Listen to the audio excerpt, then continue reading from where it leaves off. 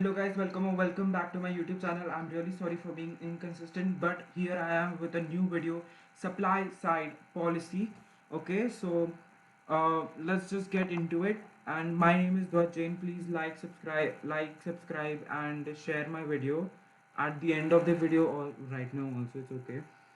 Anyways, so in this chapter we are going to learn about the supply side policy, what it is, the types, the measures, effects on government macroeconomic aims, and as usual, we do topic related questions. Okay, so what is supply side policy? As the name suggests, supply side policy. It is for supply. We have done demand side policy, one of which is monetary policy, and there is fiscal policy for demand side policy. But here we are doing supply side policy. So it is designed to increase the aggregate supply in the market. Okay, hence increase productive potential. Such policies focus on improving the quality and the quantity of the product.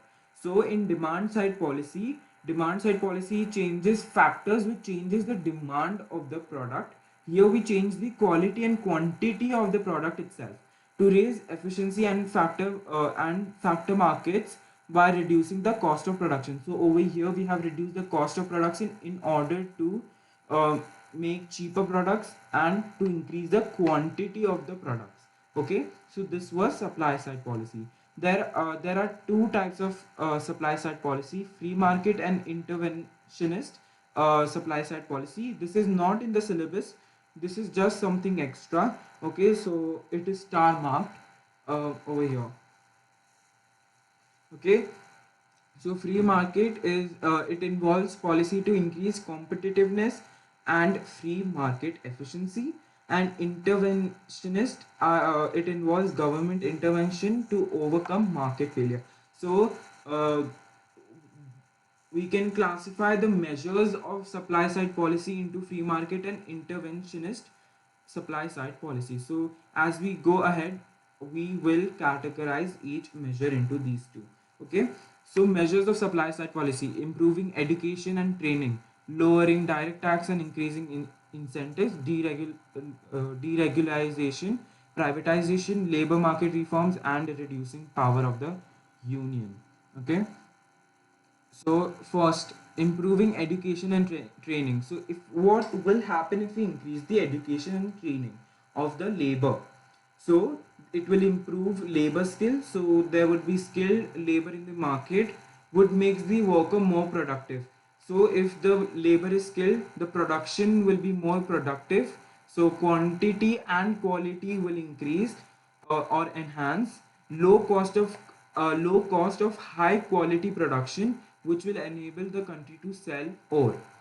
Okay, uh, it's sell more. Okay, more expansion of firms. So there would be expansion of firms because they will increase due to the increase in sale. Okay, more occupationally mobile. This means that the supply can adjust easily with change in demand. So if the production is productive, or it takes less time, so they can adjust the supply, which will make it more supply elastic. Okay, but what can the problem be if there is improvement in education and training? So wrong training of people for future career requirement might change.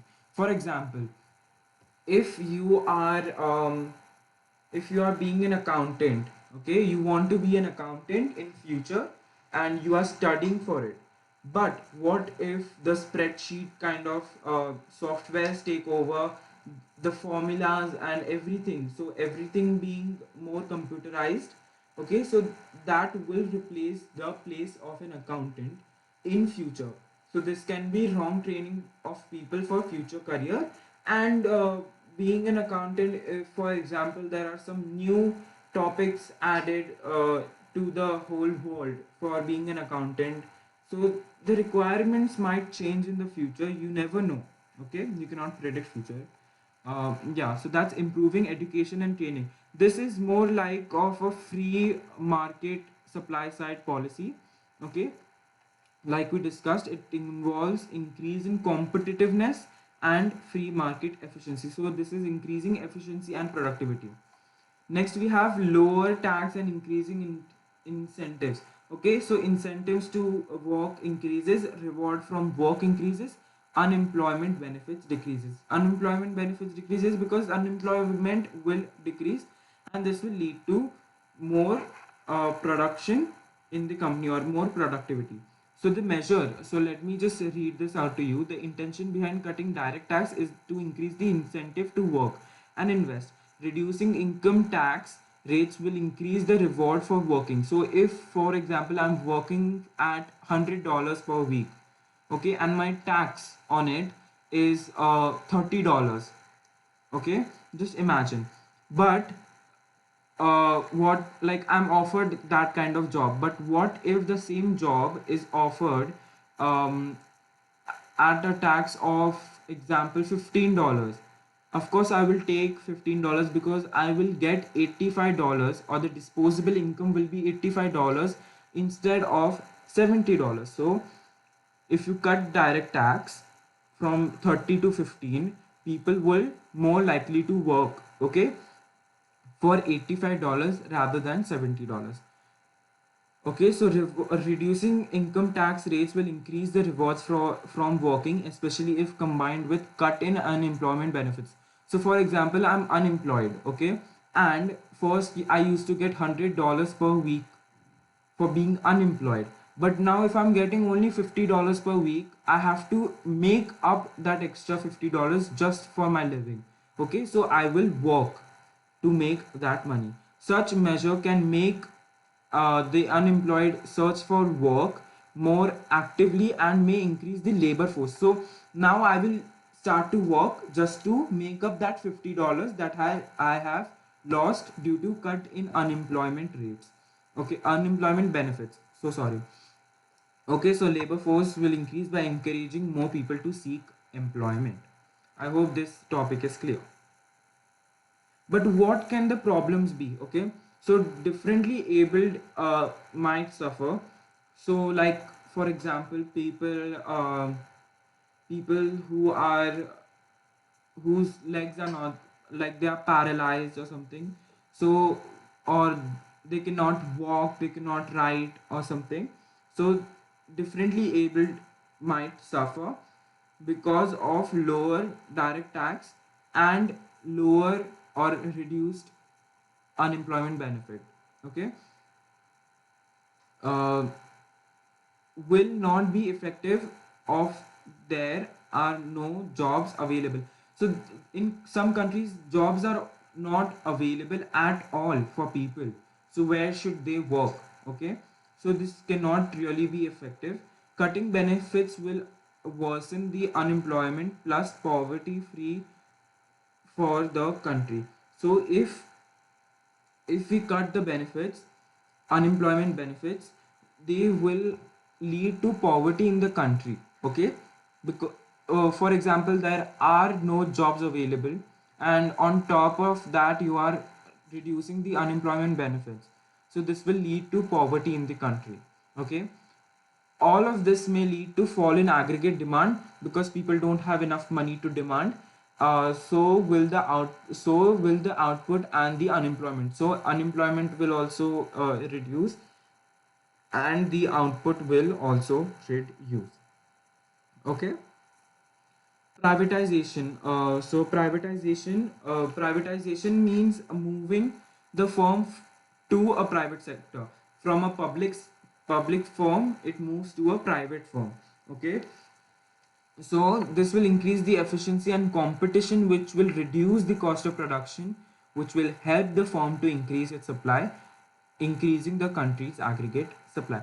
So, for example, if the market is more competitive, uh, one so they will find efficient ways. The firm will find efficient ways to reduce the cost of production in order to make more sale. Okay, and to make more money, which will help the firms to increase its supply. If cost of production falls, the supply increases. This will increase country's aggregate supply.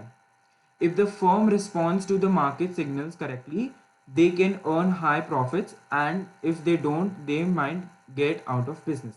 So this we have done. Problems does not ensure high competition, may develop monopoly, social costs and benefits will be ignored by private sectors, firms relatively um, may make workers redundant. Okay,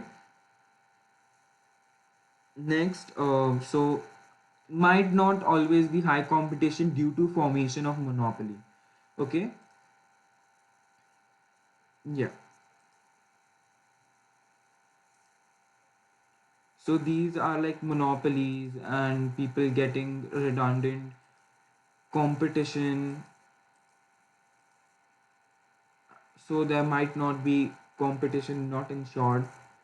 Okay, next we have okay, we have the same privatization in a map, or like a,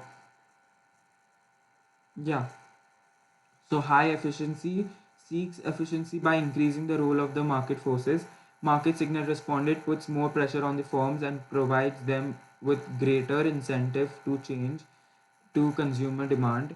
High competition, more firms to compete with, high quality, low prices, high competition, and wants to answer to the market signal to make profits. You can take a screenshot of this, save it, use this mind map, easier to remember. Okay. Deregulation. So deregulation means reduction in rules in the market, lowering barriers to entry and exit, lowering the cost of for government to regulate the industry. High competition, high efficiency, low cost of production will increase the aggregate demand supply. Okay, so if the government reduces the rule, people can easily like enter and exit the market. Okay, lowering the barrier, so there would be lower cost of government to regulate the industries. Now if more firms can get into the market, there will be higher competition, and there would be higher efficiency. Higher efficiency means higher productivity. Higher productivity and higher competition means there would be a lower cost of production because of the competition, which will lead to increase in aggregate supply.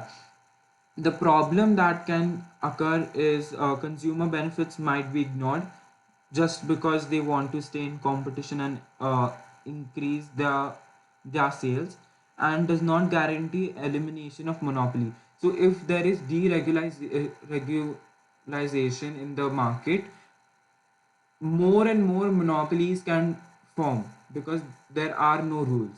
Okay, and if monopoly forms, consumer benefits might be ignored. So all of these are interrelated to each other. Labor market reforms can be deregulated through policies such as make it easier to hire and fire workers, abolish redundancy pay or right of appeal, reduce maximum working weeks and minimum holiday pay, enable zero-hour contract, which allows the firms to employ workers with demand is greater. If it is cheaper to hire and fire workers, the argument is that it encourages firm to take on workers in first place, creating more employment opportunities.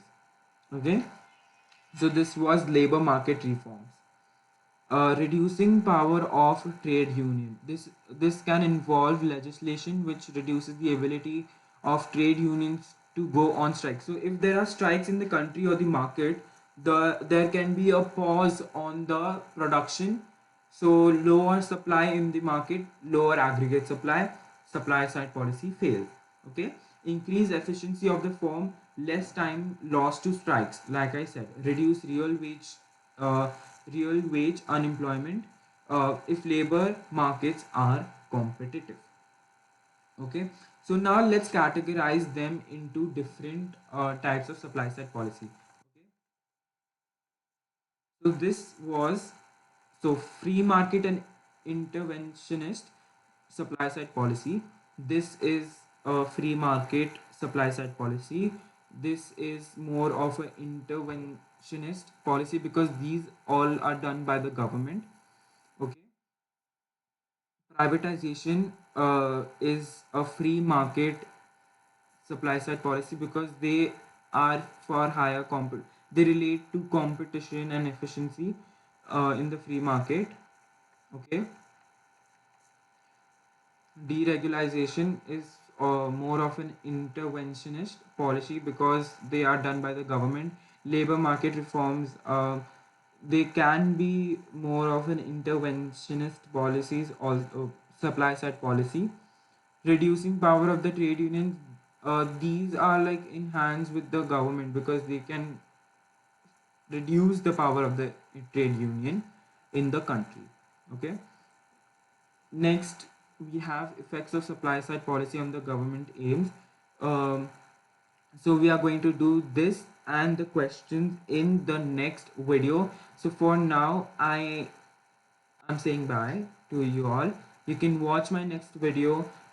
Till then, stay tuned and wait for my next video, of course. And yeah, thank you so much. Yeah, thank you so much.